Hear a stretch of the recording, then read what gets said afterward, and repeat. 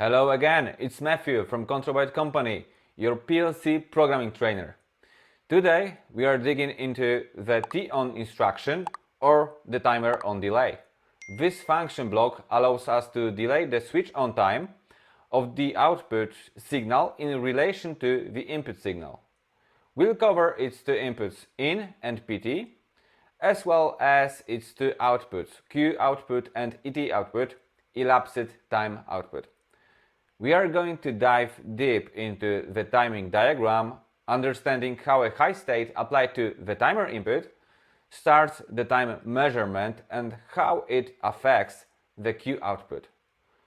We'll also walk through some practical examples of how this is applied in real-world programming scenarios.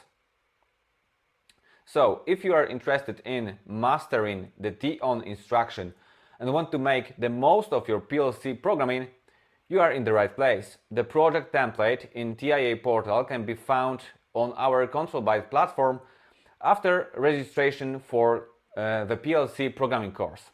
You can find the link to the course below the video. I will explain timer on delay. The T-on instruction allows you to generate a delay of switching on the output signal in relation to the input signal. This timer has two inputs, the input marked as in and the time input PT preset time. The block has two outputs, Q output and ET elapsed time output. Let's analyze the timing diagram.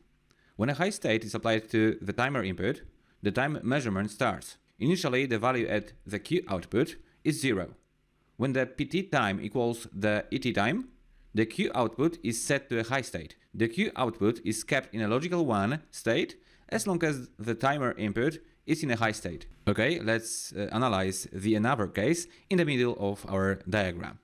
If we give the input signal shorter than PT time, the output will not be set. Let's go to the practical example. You can download a package with the TIA portal template project and the factory I/O scene down below this video. A timer on delay can be used to delay the startup of the machine.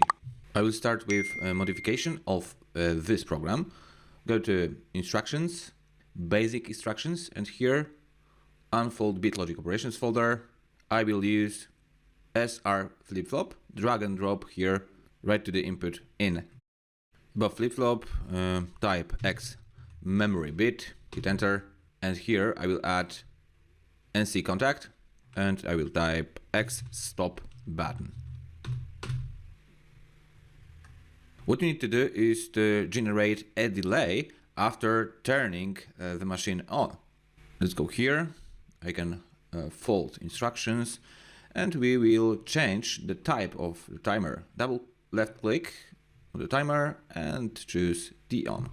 Notice that we used the same data block as previous TP timer, so we don't need to change data block if we want to use another timer, another type of timer.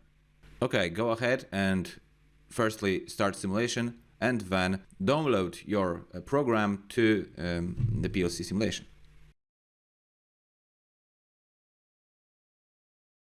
Go to Factory I/O and start simulation. Go to TIA portal and turn monitoring on here.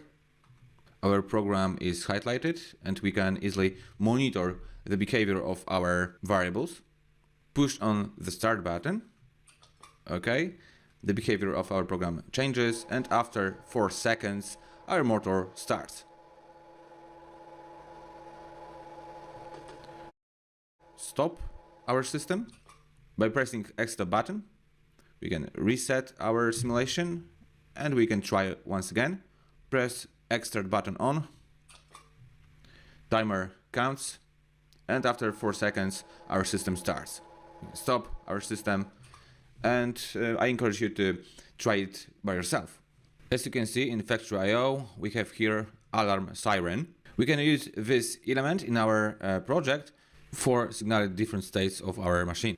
Okay, so firstly turn monitoring off and we need to declare another global tag. So let's go to project tree and go to show all tags. We have declared only one output, X motor, and now declare one more output variable, x siren.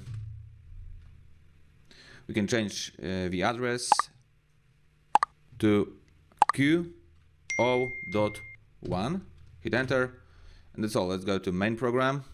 Okay, click here and open new branch. We will add a new coil, and here just type X siren. Okay, that's all for this YouTube video.